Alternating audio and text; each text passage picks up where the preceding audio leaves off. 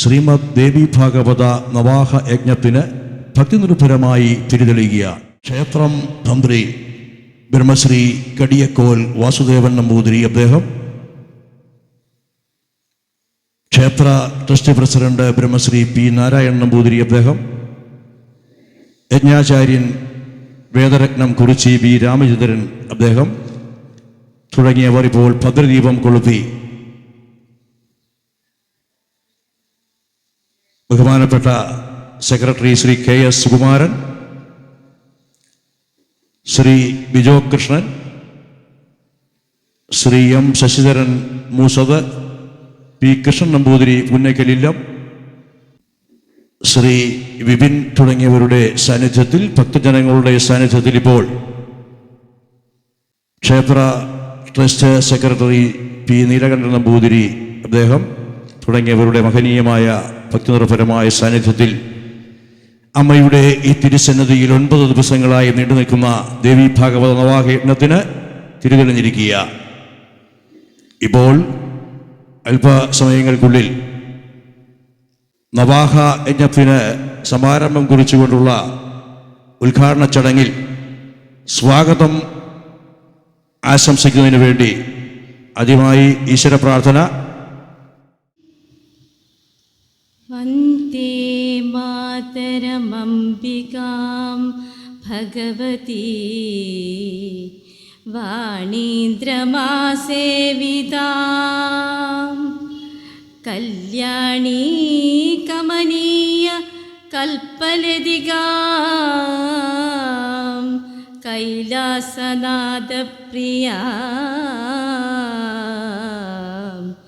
വേദാന്തപ്രതിപാദ്യമാനവിഭവാം വിദ്വന്മനോരഞ്ജിനീ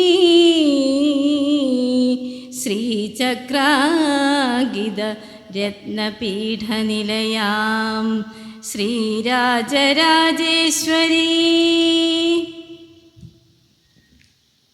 ശ്രീമദ് ഭാഗവത നവാഹ യജ്ഞത്തിന് ഭക്തിനിർഭരമായി തിരിതെളിയുമ്പോൾ ഇപ്പോൾ സ്വാഗതം ആശംസിക്കുവാൻ ക്ഷേത്ര trust secretary Shri P Neelakantan Namboothiri, ക്ഷേത്ര ട്രസ്റ്റ് സെക്രട്ടറിയും ചുരക്കുളങ്ങര ദേവി ക്ഷേത്ര മേൽശാന്തിയുമായ ശ്രീ പി നീലകണ്ഠൻ നമ്പൂതിരി അദ്ദേഹത്തെ ഏറ്റവും ബഹുമാന പുരസ്സരം, ഭക്തി പുരസ്സരം ക്ഷണിക്കുക.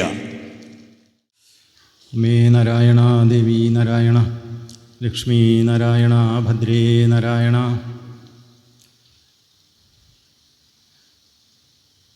നമ്മുടെ ഈ സദസ്സിൽ സന്നിഹിതരായിരിക്കുന്ന വിശിഷ്ട വ്യക്തികൾ, ശ്രോതാക്കളായി എത്തിയിട്ടുള്ള ഭക്തജനങ്ങൾ, നമ്മുടെ ഈ ക്ഷേത്രത്തിൽ ആദ്യമായിട്ടാണ് നവാഹയജ്ഞം എന്ന മഹത് കർമ്മം ഈ വർഷം നടക്കുന്നത്.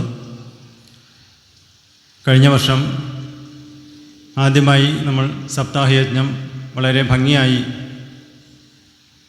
എല്ലാ ഭക്തജനങ്ങളുടെയും നിർലോഭമായ സഹകരണത്തോടും ചൂരക്കുളങ്ങര അമ്മയുടെയും ഏറ്റുമാനപ്പൻ്റെയും അനുഗ്രഹത്താലും വളരെ നല്ല രീതിയിൽ നടത്തി. അതിലും യജ്ഞാചാര്യനായിരുന്ന വേദരത്നം ശ്രീ കുറിച്ചി ബി രാമചന്ദ്രൻ അവർകളായിരുന്നു. അദ്ദേഹത്തിൻ്റെ ആ യജ്ഞത്തിൽ നാട്ടിലെ എല്ലാ ഭക്തജനങ്ങളും ദേവസ്വം ട്രസ്റ്റും ആഘോഷ കമ്മിറ്റിയും വളരെ നല്ല രീതിയിൽ മുക്തകണ്ഠം പ്രശംസിക്കുകയുണ്ടായി. ഈ വർഷത്തെ ഇന്നു മുതൽ നടന്നു വരുന്ന നവാഹയജ്ഞത്തിന് ഈ നാട്ടിലെ എല്ലാ ഭക്തജനങ്ങളുടെയും സ്നേഹപൂർവമായ സഹകരണവും നല്ല രീതിയിലുള്ള പ്രോത്സാഹനമുണ്ടാകുമെന്ന് പ്രതീക്ഷിക്കുകയാണ്. മുൻ വർഷങ്ങളിൽ നല്ല രീതിയിൽ സഹകരിച്ചിട്ടുള്ള എല്ലാ ബഹുമാന്യ വ്യക്തികളോടും ഈ അവസരത്തിൽ സ്നേഹപൂർവ്വം സ്മരിക്കുകയാണ്. നമ്മുടെ ഈ ഭദ്രദീപ പ്രകാശനത്തിൽ ക്ഷണിക്കപ്പെട്ട് ഇവിടെ എത്തിയിട്ടുള്ള നമ്മുടെ ക്ഷേത്രം തന്ത്രി ബ്രഹ്മശ്രീ കടിയക്കോൽ വാസുദേവൻ നമ്പൂതിരി അവർകൾ സമയക്കുറവ് മൂലം വളരെ ക്ഷേത്രങ്ങളിൽ താന്ത്രിക പൂജാതി കർമ്മങ്ങൾ ചെയ്യേണ്ടിരുന്ന തിരക്കുള്ള ഒരു മഹത് വ്യക്തിയാണ്. എങ്കിലും നമ്മൾ അറിയിച്ചതിന് പ്രകാരം ഇവിടെ എത്തിച്ചേർന്നിട്ടുള്ള അദ്ദേഹത്തിന് ദേവസ്വം ട്രസ്റ്റിൻ്റെയും ആഘോഷ കമ്മിറ്റിയുടെയും എൻ്റെ വ്യക്തിപരമായ പേരിലും സ്നേഹപൂർവ്വം വേദിയിലേക്ക് സ്വാഗതം ചെയ്യുകയാണ്. അതോടൊപ്പം ആചാര്യ ദക്ഷിണ നൽകുന്നതിനായി ക്ഷേത്രം ട്രസ്റ്റ് പ്രസിഡൻറ്റ് ബ്രഹ്മശ്രീ നാരായണൻ നമ്പൂതിരി അവർകളെ ക്ഷണിക്കുകയാണ്. ഇത് ഏറ്റുവാങ്ങുന്നതിനായി ബഹുമാനപ്പെട്ട തന്ത്രി അദ്ദേഹത്തെ സ്നേഹപൂർവ്വം ക്ഷണിക്കുന്നു.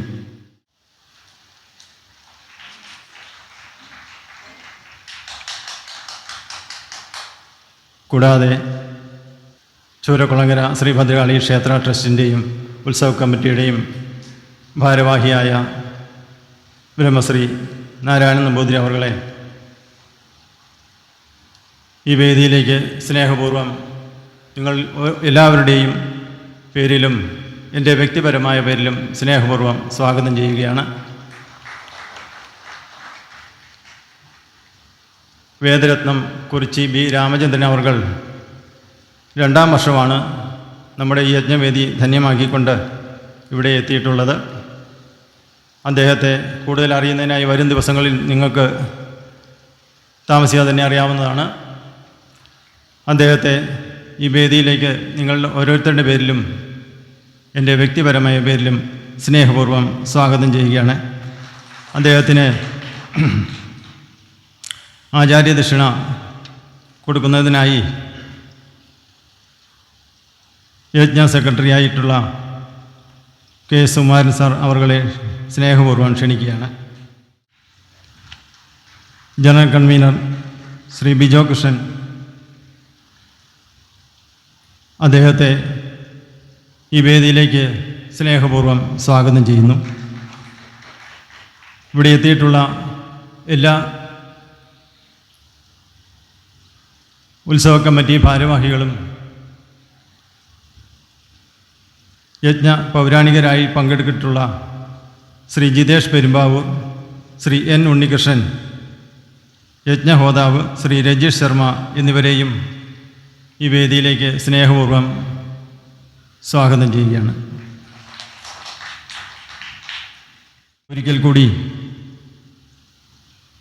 ഇന്നാട്ടിലെ എല്ലാ ഭക്തജനങ്ങളെയും യജ്ഞ ഭാരവാഹികളെയും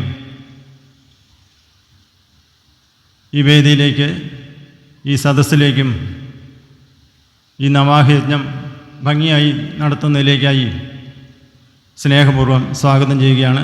ദേവിയെ ശരണം. നമ്മളോട് 2 വാക്ക് സംസാരിക്കുന്നതിനായി തന്ത്രി അദ്ദേഹത്തെ സ്നേഹപൂർവ്വം ക്ഷണിക്കുകയാണ്. അമ്മേ നാരായണ, ദേവി നാരായണ, ലക്ഷ്മി നാരായണ, ഭദ്രേ നാരായണ. വന്നു ചേർന്നിട്ടുള്ള എല്ലാ ഭക്തജനങ്ങൾക്കും ആചാര്യന്മാർക്കും ആദ്യം ഒരു നന്ദി പറയാൻ ചെയ്യാം. എനിക്ക് ഒടുവിലേക്ക് വരാൻ പറ്റാത്ത സാഹചര്യമുള്ളതുകൊണ്ട് അത് ആദ്യം ചെയ്യാം. ആദ്യമായിട്ട് ഈ സന്നിധിയിൽ നടക്കുന്ന ഈ നവാഹയജ്ഞം ഏറ്റവും ഭംഗിയായ രീതിയിൽ നടത്തി തരുന്നതിന് വേണ്ട എല്ലാ അനുഗ്രഹങ്ങളും ഉണ്ടാകണമേ എന്ന് ഞാൻ ദേവിയോടും ശാസ്താവിൻ്റെ മുമ്പിലാണ് അദ്ദേഹത്തോടും എല്ലാ പരിവാര ദേവതകളോടും ഞാൻ ആത്മാർത്ഥമായിട്ട് പ്രാർത്ഥിച്ച് അവരുടെ മുമ്പിൽ കൈവൂപ്പുകയാണ്. ഈ നവാഹയജ്ഞം എല്ലായിടത്തും നവാഹം, സപ്താഹം ഒക്കെ നടക്കാറുണ്ട്. ഇന്നിപ്പം എല്ലാ കുടുംബങ്ങളിലും അല്പാൽപമായ കാര്യങ്ങളിൽ പറഞ്ഞ് അങ്ങോട്ടും ഇങ്ങോട്ടും കൂടുതൽ സംസാരിക്കുന്ന ഒരു രീതി കേൾക്കുന്നുണ്ട്. ഞാൻ കാണുന്നില്ല, കേൾക്കുന്നുണ്ട്. അതൊന്നും ഉണ്ടാകാതെ ഈ സംസാരം കൊണ്ടുണ്ടാകുന്ന ഒരു നെഗറ്റീവ് എനർജിയുണ്ട്. അത് കുടുംബാന്തരീക്ഷത്തെയും നാടിനെയും ഒക്കെ വളരെ ബുദ്ധിമുട്ടുണ്ടാക്കുന്ന രീതിയിൽ പ്രസരിച്ചുകൊണ്ടിരിക്കും. ആ നെഗറ്റീവ് എനർജിയൊന്നും ഉണ്ടാകാതെ എല്ലാം പോസിറ്റീവ് എനർജിയായിട്ട് നമുക്ക് നല്ല ആരോഗ്യം, മാനസികമായിട്ടും ശാരീരികമായിട്ടും നല്ല ആരോഗ്യം തരുന്നതിന് വേണ്ട രീതിയിൽ ഇതിനെയൊക്കെ ഉൾക്കൊള്ളുകയും മനസ്സിലാക്കുകയും ജീവിതത്തിൽ അത് അനുകരിക്കുകയും ചെയ്യണം. എല്ലാവരും ചെയ്യുക. നമുക്ക് ഇനി അടുത്ത അവസരത്തിൽ നമ്മൾ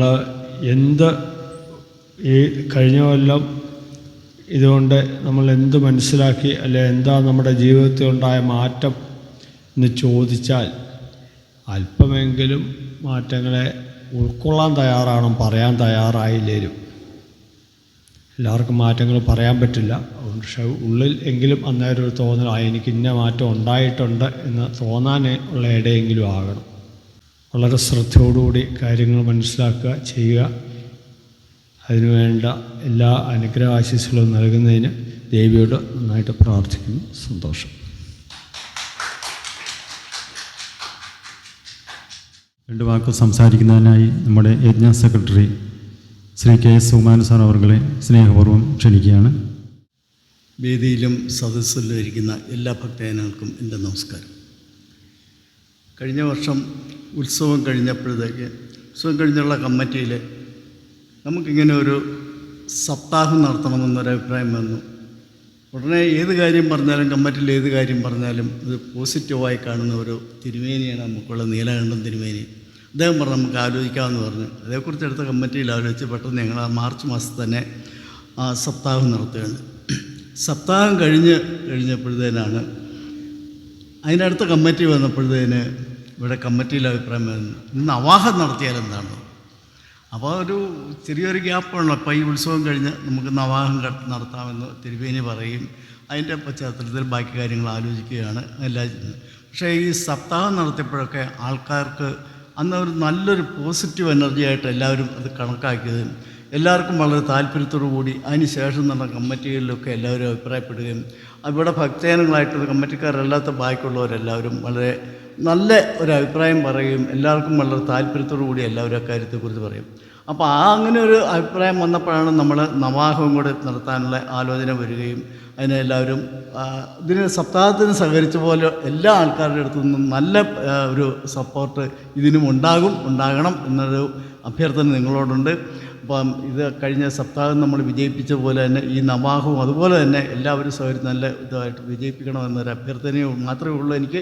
നിങ്ങളെ എല്ലാവർക്കും ഇതിനു മുൻപ് ഞങ്ങളോട് സഹകരിച്ച ഉത്സവത്തിനായാലും സപ്താഹത്തിനായാലും എല്ലാത്തിനും ഞങ്ങളോട് സഹകരിച്ച നിങ്ങൾക്കൊക്കെ പ്രത്യേകം ഇവിടുത്തെ ഉത്സവ കമ്മിറ്റിയുടെ പേരിൽ പ്രത്യേകം നന്ദി രേഖപ്പെടുത്തുന്നു. ഞാൻ നിർത്തുകയാണ്. അതിൻ്റെ സമയമില്ലാത്തതുകൊണ്ട് നിർത്തുകയാണ്. നിങ്ങൾക്ക് നന്ദി.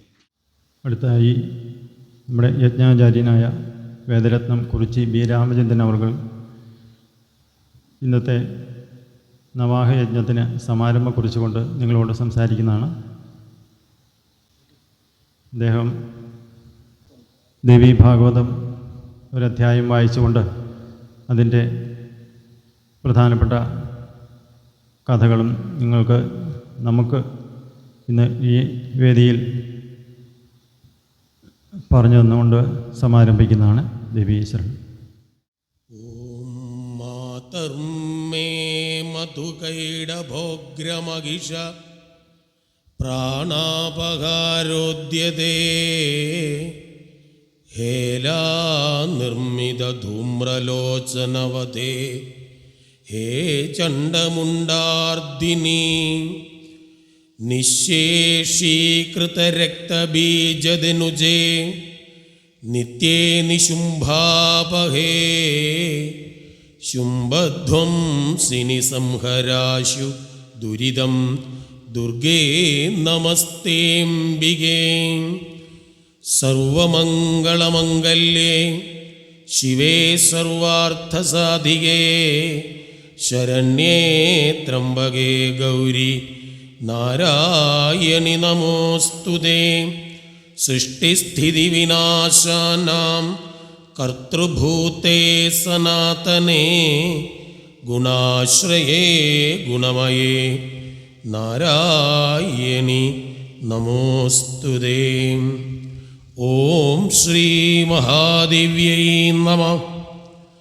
ഓം ശ്രീ മഹാദേവ്യൈ നമഃ. ഓം ശ്രീ മഹാദേവ്യൈ നമഃ. സംപൂജ്യരായ ഭക്തജനങ്ങളെ, ഇപ്പോൾ 2ാമത് വർഷമാണ് ഇവിടെ ഈ തരത്തിലൊരു ജ്ഞാനയജ്ഞത്തിന് പങ്കെടുക്കുവാൻ അമ്മയുടെ കടാക്ഷത്താൽ സാധിച്ചത്. ഞാൻ അല്പം താമസിച്ചു പോയി. മറ്റൊന്നും കൊണ്ടുമല്ല, നിങ്ങളെല്ലാവരും കൂടെ ഇന്നലെയാണ് പുസ്തകം വേണമെന്ന് പറഞ്ഞത്. ഈ പുസ്തകം കോട്ടയത്തൊന്നും കിട്ടില്ല. ഞാൻ ഇന്നലെ രാത്രിയിൽ പാലക്കാട് പോയി. പാലക്കാട് നിന്ന് തൃശ്ശൂർ വന്ന് കയറിയ വന്നതുകൊണ്ടാണ് താമസിച്ചത്. ഏതായാലും അത് എന്താണ്, ഭാഗവതം വാങ്ങണം, കേൾക്കണം, നോക്കിയിരിക്കണമെന്ന് തോന്നിയതുകൊണ്ടാണ്. ഞാൻ എന്ത് പ്രശ്നമുണ്ടെങ്കിലും അതാണ് ഏറ്റവും വലിയ കാര്യം, ഒന്ന് ഭാഗവതം നോക്കിയിരിക്കാൻ 10 ആൾ. അതുകൊണ്ടാണ് ഞാൻ ബുദ്ധിമുട്ടാണെങ്കിൽ പോലും ഞാൻ പോയി അത് വാങ്ങിക്കൊണ്ട് വന്നത്. ഏതായാലും ഇരിക്കട്ടെ. ഏതായാലും നമ്മുടെ ഈ പ്രദേശത്ത് ഇപ്പോൾ അടുത്തേതോ ഒരു അമ്പലത്തിൽ ദേവി ഭാഗവതം നവാഹയജ്ഞം നടക്കുന്നു എന്നറിഞ്ഞു. ഏതായാലും ഇവിടെ ഒരു 2ാമത് യജ്ഞമാണ്. അത് സാക്ഷാൽ പരാശക്തിയുടെ മഹാത്മ്യങ്ങളെപ്പറ്റിയും അപദാനങ്ങളെപ്പറ്റിയും ചരിത്രങ്ങളെപ്പറ്റിയും പറയുന്ന വളരെ വിശിഷ്ടമായിരിക്കുന്ന പുരാണമാണ് ദേവി ഭാഗവതം. അപ്പോൾ എനിക്ക് ആദ്യം പറയാനുള്ളത്, ദേവി മഹാത്മ്യം എന്ന് പറയുന്നൊരു സീരിയൽ നമ്മൾ കാണുന്നുണ്ട്. ആ സീരിയലും ദേവി ഭാഗവതവും തമ്മിൽ യാതൊരു ബന്ധവുമില്ല. അങ്ങനെ ഒരു കഥകളൊന്നും ദേവീ ചരിതങ്ങളിൽ ഇല്ലതാനും. അതുകൊണ്ട് അത് കണ്ടിട്ടുള്ള സംശയം ചോദിക്കരുതേ എന്നാണ് ഞാനത് കാണാറുമില്ല. ഉള്ള അറിവൂടെ പോകുന്നത് ഉള്ളതുകൊണ്ട് ഞാനത് കാണാറുമില്ല. അപ്പോൾ അത് നമുക്കിവിടെ യജ്ഞത്തിന് വിഷയമേ അല്ല. അതാദ്യം ഞാൻ പറയാം. ദേവി മാഹാത്മ്യമാണെങ്കിൽ ആവാം. കാരണം ദേവി ഭാഗവതത്തിലെ ചില കഥകളാണ് ഏതിൽ പറയുക, ദേവി മഹാത്മ്യത്തിൽ പറയാം. അപ്പം അതൊന്ന് ഞാൻ ആദ്യം പറയുകയാണ്. ഇങ്ങനെയുള്ള ഈ ദേവി ഭാഗവതം പോലെ തന്നെ 12 സ്കന്ധങ്ങളിലാണ് വ്യാസമഹർഷിയാൽ രചിക്കപ്പെട്ടത്. പക്ഷേ പ്രഥമസ്കന്ധം നാളെ ഞാൻ വിസ്തരിച്ച് പറയും. പ്രഥമസ്കന്ധത്തിലൊരു സൂചന നൽകുന്നുണ്ട്. അതായത് സകല പുരാണങ്ങളും 18 പുരാണങ്ങളും വ്യാസൻ എഴുതിയതാണ് എന്നാണ് നമ്മളുടെ പൊതുവെയുള്ള ധാരണ. പക്ഷേ ദേവി ഭാഗവതവും അതേപോലെ തന്നെ മത്സ്യപുരാണവും വളരെ വ്യക്തമായിട്ട് പറയുന്നുണ്ട്, ഈ പുരാണങ്ങളെല്ലാം എഴുതിയത് ഒരു വ്യാസൻ അല്ല. അത് വളരെ വ്യക്തമായിട്ട് അറിഞ്ഞിരിക്കണം. ദേവി ഭാഗവതം എഴുതിയ വ്യാസൻ തന്നെയാണ് ഭാഗവതം എഴുതിയ വ്യാസൻ എന്നുറപ്പൊന്നും ഇല്ല. കാരണം ഓരോ ചതുർയുഗത്തിൻ്റെയും ദ്വാപരയുഗങ്ങളിൽ ഓരോരോ വ്യാസന്മാർ അവതരിക്കും. ആ കൂട്ടത്തിൽ ഇക്കഴിഞ്ഞ ചതുർയുഗത്തിലെ ദ്വാപരയുഗത്തിൽ പിറന്ന പരാശര സത്യവതി പുത്രനായിരിക്കുന്ന വേദവ്യാസനാണ്, അല്ലെങ്കിൽ കൃഷ്ണദ്വൈവായനൻ എന്ന് പറയുന്ന വ്യാസനാണ് ഭാഗവതവും മഹാഭാരതവും എഴുതിയത്. ഭാഗവതം എഴുതുന്നതിന് മുമ്പ് തന്നെ എഴുതപ്പെട്ടതായിരുന്നു ഏത്? ദേവി ഭാഗവതം. എല്ലാ പുരാണങ്ങളും എഴുതി കഴിഞ്ഞിട്ടാണ് ഒരു പുരാണം എഴുതിയിട്ട് സമാധാനം വരാതിരുന്നപ്പോഴാണ് ഏതെഴുതിയിരിക്കുന്നത്? ഭാഗവതം വ്യാസൻ എഴുതിക്കുന്നത്. അങ്ങനെ ഒരു സൂചന അത് നാളെ ഞാൻ വിസ്തരിച്ച് പറയാം എന്താണ് ആ വിഷയമെന്നുള്ളത്. ഏതായാലും അങ്ങനെയുള്ള എങ്കിലും ഭാരതീയരായിരിക്കുന്ന നമ്മളുടെ ഓരോരുത്തരുടെയും മനസ്സിൽ വ്യാസൻ എന്ന് പറയുന്ന ഒരാളാണെന്നുള്ളതിനുള്ള ഒരു തർക്കവും ഇല്ലതാനും. പക്ഷേ പുരാണം തന്നെ സൂചിപ്പിക്കുന്നു, ഓരോ ദ്വാപരയുഗത്തിലും ഓരോരോ വ്യാസന്മാർ അവതരിക്കും. അപ്പം വ്യാസൻ എന്ന് പറയുന്നത് ആളല്ല, മറിച്ച് സ്ഥാനമാണ്. മനസ്സിലായല്ലോ? വ്യാസപീഠമാണ്. ആ സ്ഥാനത്തിരിക്കുന്നയാളാണ് വ്യാസൻ. ആളുകൾ മാറി മാറി വരാം. ആ സ്ഥാനത്തിന് ഒരിക്കലും പേരുമാറ്റം ഉണ്ടാവുന്നില്ല എന്നർത്ഥം.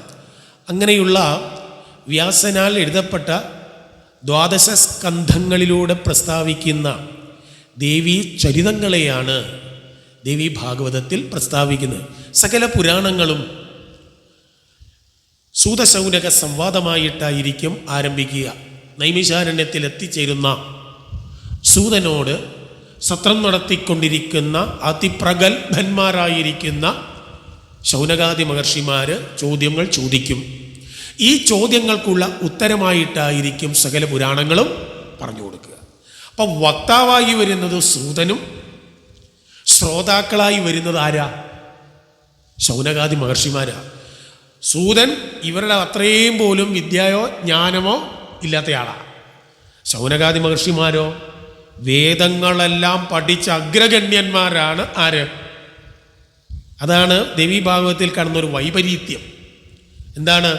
സൂതൻ വക്താവായി വരുമ്പോൾ അതിനേക്കാൾ വിദ്യയും ജ്ഞാനവുമുള്ള ശൗനകാദി മഹർഷിമാരാണ് ചോദ്യങ്ങൾ ചോദിക്കുന്നത്. അപ്പോൾ ആർക്കായി ശ്രേഷ്ഠത? ശൗനകനായോ സൂതനായോ? സൂതൻ ശാസ്ത്രങ്ങളൊന്നും പഠിച്ചിട്ടില്ല. വ്യാസമുഖത്ത് നിന്ന് ഈ പറയുന്നതായ പുരാണങ്ങളൊക്കെ ശ്രവിച്ചു എന്നുള്ളതിൽ കവിഞ്ഞ് വലിയ പാണ്ഡിത്യമൊന്നും അവകാശപ്പെടാൻ ഇല്ലാത്തയാളാണ് സൂതൻ. അപ്പം എന്താ അതിൻ്റെ യഥാർത്ഥത്തിലുള്ള മൂല്യം? എന്താ? ഭഗവത് കഥ വർണ്ണിക്കുന്നവൻ്റെ അത്രയും സ്ഥാനം നമ്മളുടെ പുരാണങ്ങൾ ആർക്ക് കൽപ്പിച്ചിരുന്നില്ല? ജ്ഞാനികളായിരിക്കുന്നവർക്ക് പോലും കൽപ്പിച്ചിരുന്നില്ല എന്ന് കാണിക്കാനാണ് അങ്ങനെ പറഞ്ഞത്. അങ്ങനെയുള്ള ഈ ദേവീ ഭാഗവതം 12 സ്കന്ധങ്ങളിലൂടെ വിവരിക്കുകയാണ്. അതിൽ ഇവിടെ ഒരു ചോദ്യം ഉയരുകയാണ്. ചോദ്യം ഇതായിരുന്നു: ആപതി കിം കരണീയം? ഇതാണ് ചോദ്യം.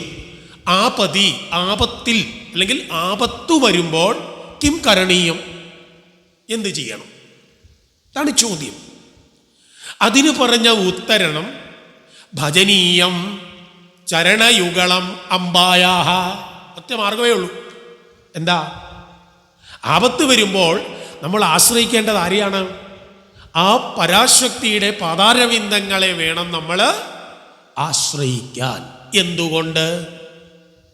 കാരണം പരാശക്തിക്ക് മാത്രമായിട്ടുള്ള ഒരു ഉപമയുണ്ട്, ഒരു ദേവനുമില്ലത്. ഏതാണത്? ഭുക്തി മുക്തി പ്രദായിനി. ഇതൊരു വേറൊരു ദേവനും ഇല്ല. ഒന്നുകിൽ മുക്തിയോ, എല്ലാ ദേവന്മാർക്കും ഏതേ ഉള്ളൂ? മുക്തിയേ ഉള്ളൂ. പക്ഷെ പരാശക്തിയെ കുറിക്കുന്നിടത്ത് ആദ്യം പറയുന്നത് എന്താ?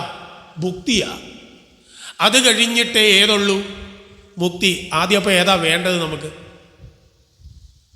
ഭാഗവതമൊക്കെ കേൾക്കാം, രാവിലെ ഉച്ചയ്ക്കും ലൈറ്റിലോട്ട് വല്ലതും പോയാലേ ഇത് കേൾക്കാൻ തോന്നുള്ളൂ എന്നർത്ഥം. അപ്പം ആദ്യം വേണ്ടത് നമുക്ക് ഭൗതികമായ സുഖമാണ്.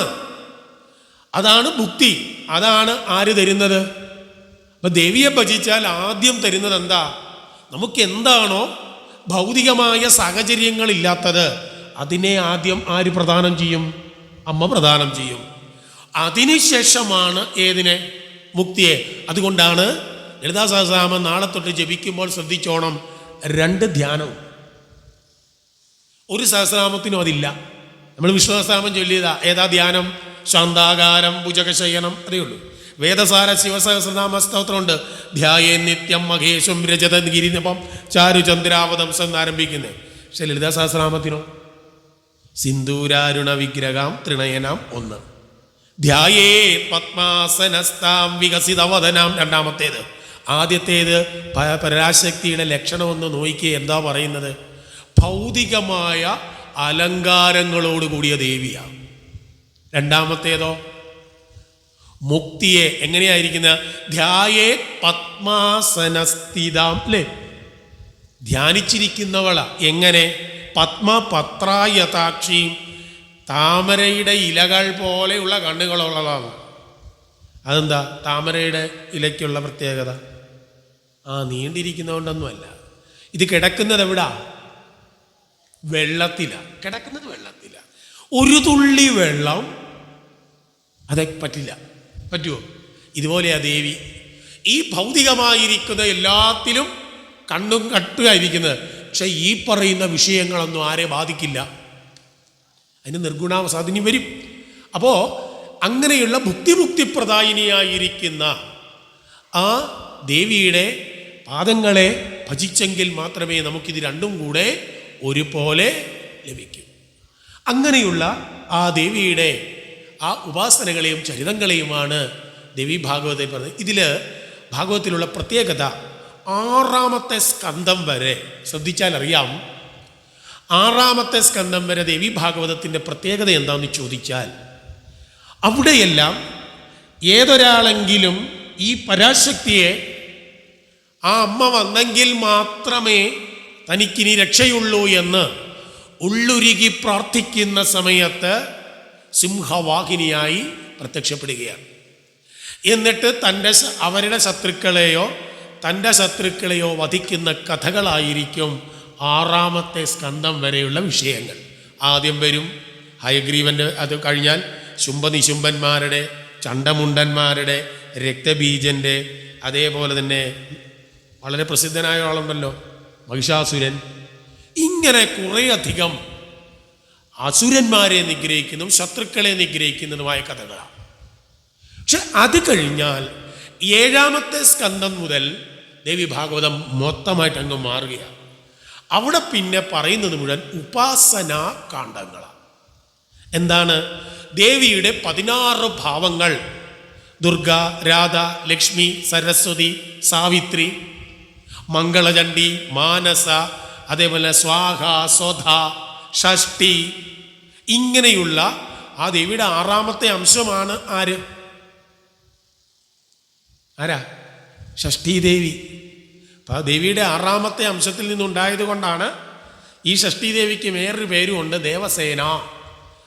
അതുകൊണ്ട് ദേവി ഭാഗവതം പറയും, ഈ ഷഷ്ഠീദേവിയെ വേണം സന്താനങ്ങളുടെ നന്മയ്ക്കായിട്ട് വ്രതം നോക്കാൻ. അപ്പം ഏത് വ്രതം?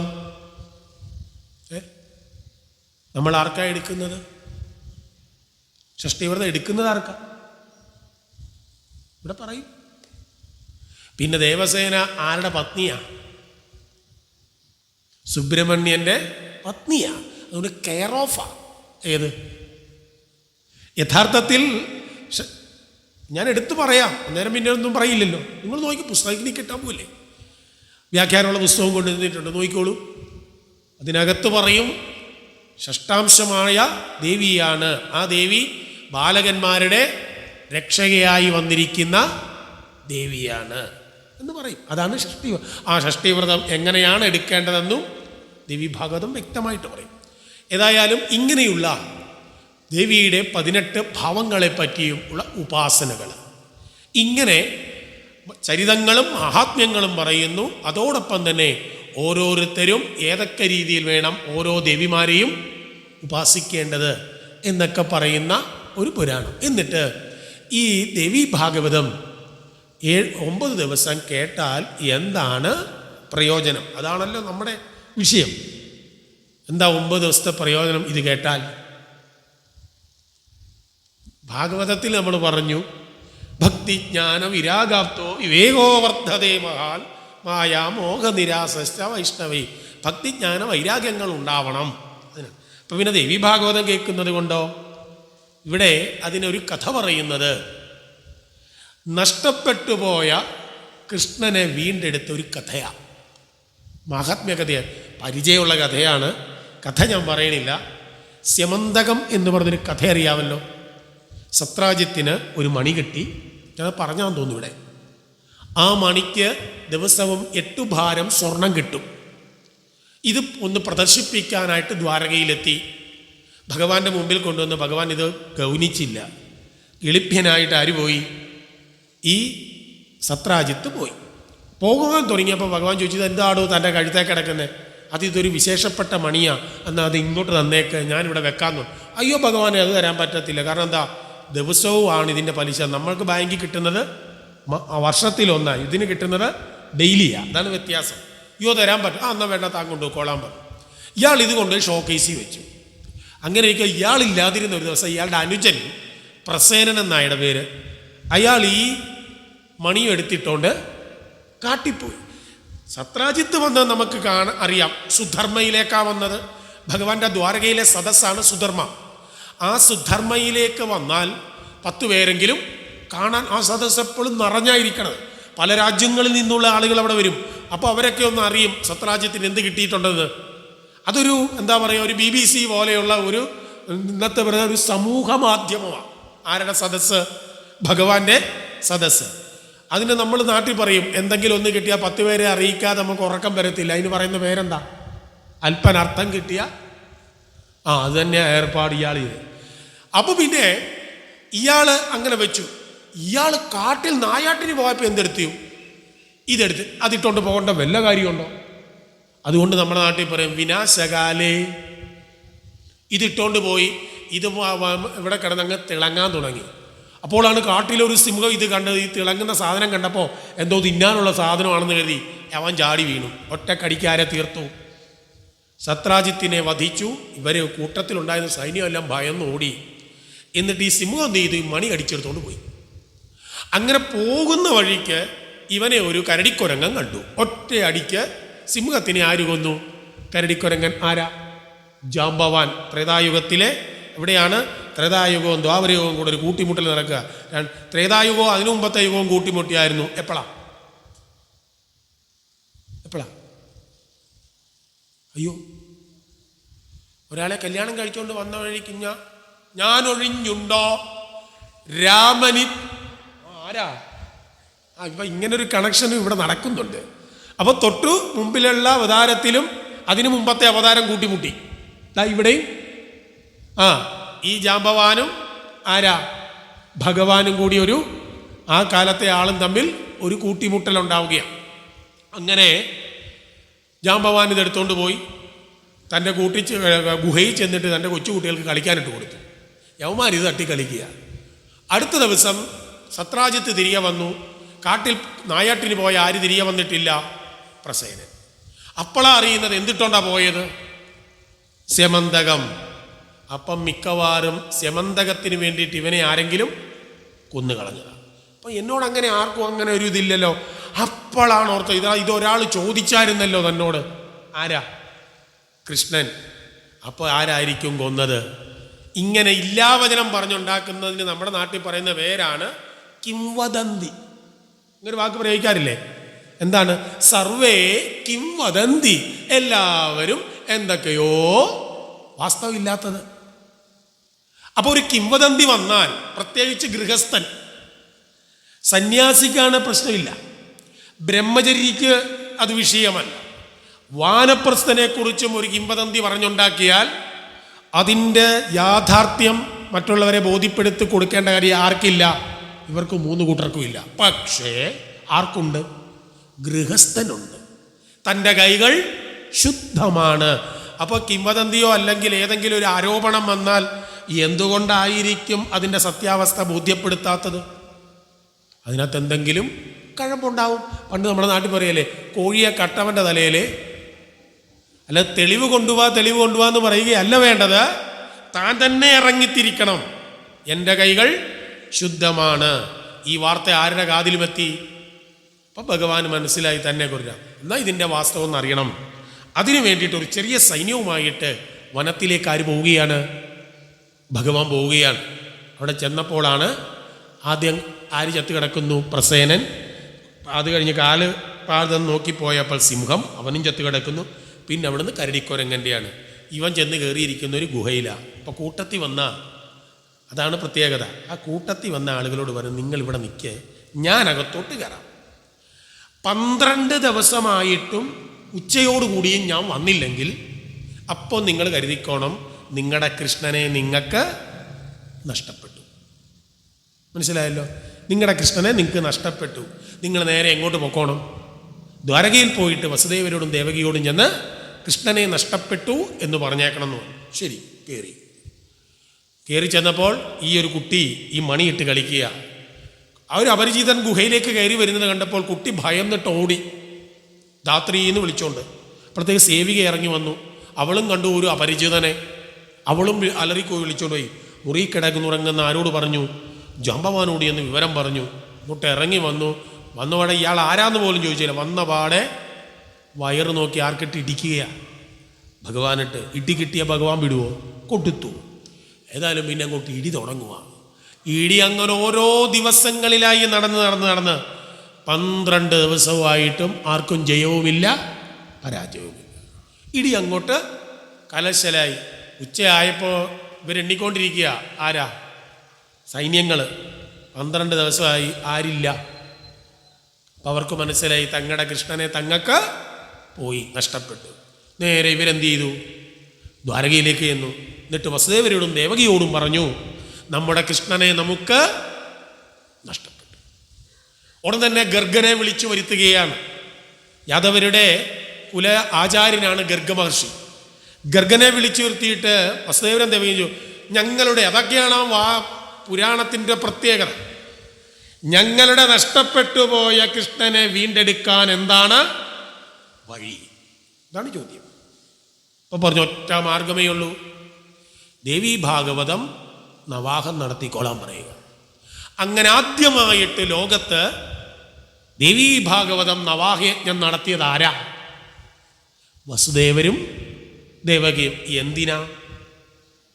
നഷ്ടപ്പെട്ടുപോയ കൃഷ്ണനെ ലഭ്യമാക്കാൻ. അങ്ങനെ ഇവിടെ അപ്പോൾ മഹാത്മ്യത്തോടുകൂടി 12-ാം ദിവസം വൈകുന്നേരം മഹാത്മ്യം വായിച്ചു. ഓരോ ദിവസവും യജ്ഞം നടക്കുക. അവിടെ എന്ത് നടക്കുക? ഇടി നടക്കുക. അങ്ങനെ ഇടി 21-ാമത്തെ ദിവസത്തിലേക്ക് എത്തി. ഇവിടെ നവാഹം 9-ാം ദിവസം. അപ്പോഴാണ് ജാമ്പവാൻ ഒരു സംശയം. ഏറ്റവും വലിയ യുദ്ധം എന്ന് പറഞ്ഞ രാമരാവണ യുദ്ധമായിരുന്നു. ആ യുദ്ധത്തിൽ എത്രയോ വലിയ രാക്ഷസന്മാരെ ഒറ്റ ഇടിക്ക് താൻ കൊന്നത്. ഇത്രയും ഇടിയും കിട്ടിയിട്ടും ഒരു മാറ്റവുമില്ലാതെ ഈ നിൽക്കുന്ന ഇവൻ ആരാ ഒന്ന് അറിയണമല്ലോ. എല്ലാം വെച്ചിട്ട് തൊഴുതിട്ട് ചോദിച്ചു, സത്യം പറ അങ്ങാരാണ് എന്ന് ചോദിച്ചു. പറഞ്ഞു, പണ്ട് എൻ്റെ പേര് രാമൻ എന്നായിരുന്നു, ഇപ്പോൾ എൻ്റെ പേര് കൃഷ്ണൻ. അപ്പോഴാണ് മനസ്സിലാകുന്നത് ത്രേതായുഗത്തിലെ തൻ്റെ സ്വാമിയായിരുന്ന പ്രഭുവായിരുന്ന സാക്ഷാൽ ശ്രീരാമചന്ദ്ര പ്രഭുവാണ് ഇതെന്ന് മനസ്സിലായിട്ട് സാഷ്ടാംഗം ആരുടെ കാലിൽ വീഴുക. അങ്ങനെ കാര്യങ്ങളൊക്കെ പറഞ്ഞു. അതിനെന്താ മണി കൊണ്ടുപോയിക്കോളാൻ പറഞ്ഞു. അങ്ങനെ ഏത് കൊടുത്തു? സ്യമന്തകം തിരികെ കൊടുത്തു. അപ്പോൾ പറഞ്ഞു അത് മാത്രമല്ല വേറൊരു സാധനവും കൂടെ തരാമെന്ന് പറഞ്ഞു. അങ്ങനെ അതിൻ്റെ കൂടെ ഒരു ഗിഫ്റ്റും കൂടെ കൊടുത്തു. അതാണ് ആര്? ജാമ്പവതിയെയും കൊടുത്തു വിട്ടു. തന്നേക്കാൻ പറഞ്ഞു. ഇതുമായിട്ട് നേരെ എവിടെ ചെന്നു? സത്രാജിത്തിൻ്റെ അടുക്കൽ ഉണ്ടായ കാര്യങ്ങൾ മുഴുവൻ പറഞ്ഞു. അപ്പോഴത്തേക്ക് ആകപ്പാടെ ആർക്ക്? സത്രാജിത്തിന് അപകർഷതാബോധമുണ്ടായി. അപ്പോൾ ഇതൊന്ന് മാറണം, എങ്ങനെയാണ്? അപ്പോഴാണ് പറഞ്ഞത്, ഭഗവാൻ എങ്ങനെയാണെങ്കിൽ ഇനി ആ മണി അങ്ങെടുത്തോളാൻ പറഞ്ഞു. ഇനി എനിക്ക് വേണ്ട, ഞാൻ പണ്ടൊന്ന് ചോദിച്ചതാ, അന്ന് നീ തന്നില്ലല്ലോ, അതൊന്നും എനിക്ക് വേണ്ട. ഭഗവാൻ അറിയാം അതിവിടെ ഇരിക്കണം, ഇതിവിടെ നിന്നാലേ ഇവൻ്റെ തല പോകുമെന്നാർക്കറിയാം? ഭഗവാൻ. എന്നിട്ട് അതിന് പരിഹാരമായിട്ട് ഇയാൾ എന്ത് ചെയ്തു? അങ്ങനെയാണെങ്കിൽ ഭഗവാനെ ഞാൻ എൻ്റെ മകളെ അങ്ങേക്ക് അത് വേണേ തന്നോളാം. അങ്ങനെ ആരെയും കിട്ടി? സത്യഭാമയും കിട്ടി. കൂട്ടത്തിൽ പറഞ്ഞു സ്ത്രീധനമായിട്ട് എന്ത് തരുന്നു? മണി തരുന്നു. അന്നത്തെ കാലത്ത് സ്ത്രീധനം വാങ്ങിയില്ലെങ്കിൽ അകത്തു പോകും, ഇന്ന് വാങ്ങിച്ചാൽ അകത്തു. അപ്പോൾ വാങ്ങിക്കാതിരിക്കാൻ പറ്റില്ല. സ്ത്രീധനമായിട്ട് എന്താ കൊടുത്തത്? ഈ മണിയാണ്. അപ്പോൾ ഭഗവാൻ പറഞ്ഞു മണി എനിക്ക് വേണ്ട, മണി ഇവിടെ ഇരുന്നോട്ട്, എനിക്ക് ഏത് മതി? മണി ഇവിടെ ഇരുന്നിട്ട് ബാക്കി എനിക്ക് ഏത് മതി? ദിവസവും കിട്ടുന്ന മുതൽ കൊടുത്തിട്ട് പലിശ വാങ്ങുന്നവൻ്റെ പേരെന്തുവാ? നാട്ടിലില്ലേ? ഒരു ഫിക്സഡ് തുക നമുക്ക് കൊണ്ട് തരും. മാസം മാസം അയാൾ വന്ന് എന്ത് വാങ്ങും? ആ പലിശക്കാരൻ. അപ്പം ലോകത്തെ ആദ്യത്തെ പലിശക്കാരൻ ആരാ? ഭാഗവത മൂലഗ്രന്ഥത്തിൽ പറയും വയം ച ഫലഭാഗിന എന്നൊരു പ്രയോഗം തന്നെയുണ്ട്. ഞങ്ങളൊക്കെ ഫലം കാക്ഷിക്കുന്നവരല്ലേ എന്ന് പറഞ്ഞുകൊണ്ട് ആ അധ്യായം തീരുന്നത് തന്നെ. അപ്പോൾ എന്തായി? ഇതിവിടെ ഇരുന്നോട്ട്. കാരണം എന്താണ്? യഥാർത്ഥത്തിൽ ഈ തെറ്റ് തിരുത്താനായിട്ട് മാത്രമാണ് സത്യഭാമയെ ആര് വിവാഹം ചെയ്തു കൊടുത്തത്? സത്രാജിത്ത്. യഥാർത്ഥത്തിൽ സത്രാജിത്തിൻ്റെ മകൾ സത്യഭാമയെ ആർക്ക് കൊടുക്കാനായിരുന്നത്? അറിയാം? ഈ സത്രാജിത്തിനെ വധിക്കാൻ 2 പേര് വന്നു. ആരാ? 2 പേരുണ്ടല്ലോ, ഓർക്കുന്നില്ല, ഓർക്കും പറയാം. അതുകൊണ്ടാണ് ഇവർ 2 പേരും കൂടി ആരെ കൊല്ലുന്നത്? സത്രാജിത്തിൻ്റെ മകളെ കൊടുക്കാനിരുന്നത് ഭഗവാനല്ല, ശതധന്വാവും കൃതവർമാവും. കൃതവർമാവിന് കൊടുക്കാനായിരുന്നത്. കൃതവർമാവിനെ കൊടുക്കാനിരുന്ന പെണ്ണിനെയാണ് പിടിച്ച് ആർക്ക് കൊടുത്തത്? അങ്ങോട്ട് ആർക്ക് ദേഷ്യം വന്നിരിക്കുക. ഇതാണ് സംഭവം. ഏതായാലും അങ്ങനെ സത്യഭാമയെ വിവാഹം കഴിച്ചു. ഇന്ന് നേരെ എങ്ങോട്ട് വരികയാണ്? ദ്വാരകയിലേക്ക്.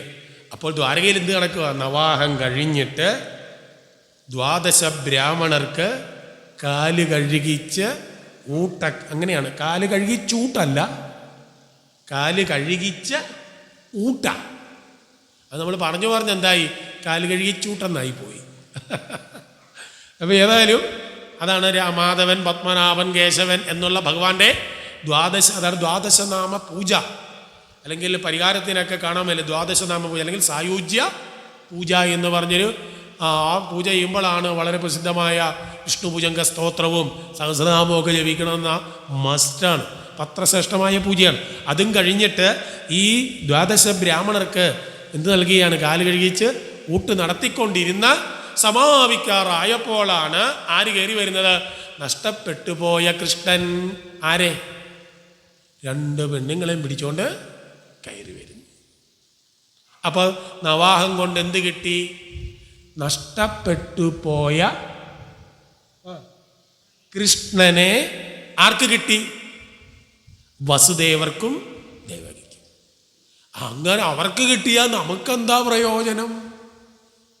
അതുകൊണ്ട് പറയുകയാണ്, നമ്മളിലും ഈ ഒരു കൃഷ്ണൻ ഉണ്ട്. അതാണ് നഷ്ടപ്പെട്ടു എന്നാ പറഞ്ഞത്, മരിച്ചു എന്ന് പറഞ്ഞില്ല. മറഞ്ഞിരിക്കുകയാണ്. അപ്പം നമ്മുടെ ഉള്ളിൽ, എല്ലാവരുടെയും ഉള്ളിൽ ഒരു കൃഷ്ണ ചൈതന്യം ഉണ്ട്, ആത്മചൈതന്യമുണ്ട്. അതിപ്പോൾ പലതരത്തിലുള്ള ചെളികൾ വന്ന് മൂടി എങ്ങനെ ഇരിക്കുക? മറഞ്ഞിരിക്കുക. ഈ മറഞ്ഞിരിക്കുന്ന കൃഷ്ണനെ നമുക്ക് എന്ത് ചെയ്യണം? വീണ്ടെടുക്കണം. നമുക്കുണ്ട്, കൃഷ്ണനുണ്ട്. അവിടെയും ഗുഹയ്ക്കകത്ത് ആരുണ്ട്? കൃഷ്ണനുണ്ട്. കൃഷ്ണൻ മറഞ്ഞിട്ടേ ഉള്ളൂ, ഇല്ലാതായിട്ടില്ല. അതേപോലെ നമ്മുടെ ഓരോരുത്തരുടെയും ഉള്ളിൽ ഈ ചൈതന്യമാകുന്ന, ബ്രഹ്മമാകുന്ന, ആത്മസ്വരൂപമാകുന്ന കൃഷ്ണനുണ്ട്. അത് മറയ്ക്കപ്പെട്ടിരിക്കുകയാണ്. എന്തുകൊണ്ട്? ഞാൻ, എൻ്റെ ശരീരം, ഇന്ദ്രിയങ്ങൾ, ഇങ്ങനെയൊക്കെയുള്ള ചിന്തകൾ കൊണ്ട് ഇതിപ്പോൾ മറഞ്ഞിരിക്കുന്നു. ഈ മറഞ്ഞിരിക്കുന്ന ആരെ? കൃഷ്ണനെ നമുക്കെപ്പോൾ കിട്ടണം? 9-ാം ദിവസം നവാഹം തീരുമ്പോൾ നമ്മുടെ ഉള്ളിലും ആരുണ്ട്? ഈ ഭഗവാനുണ്ട്. ഈ ഭഗവാനെ നമുക്ക് തിരിച്ചു കിട്ടിയാൽ അതിൻ്റെ പേരാണ് ഏത്? നവാഹം. നവാഹത്തിൻ്റെ പിറ്റേ ദിവസത്തിന് പറയുന്ന പേര് സാധാരണ നവരാത്രി കാലഘട്ടത്തിൽ നടക്കുമ്പോൾ ഏതാ? വിജയ. 10ൻ്റെ വിജയമെന്നാണ്. 9 എണ്ണത്തിനെ ജയിച്ചു കഴിയുമ്പോൾ 10ാമത്തേതിനെയും ജയിക്കും. 10ാമത്തേത് ഏതാ? മനസ്സ്.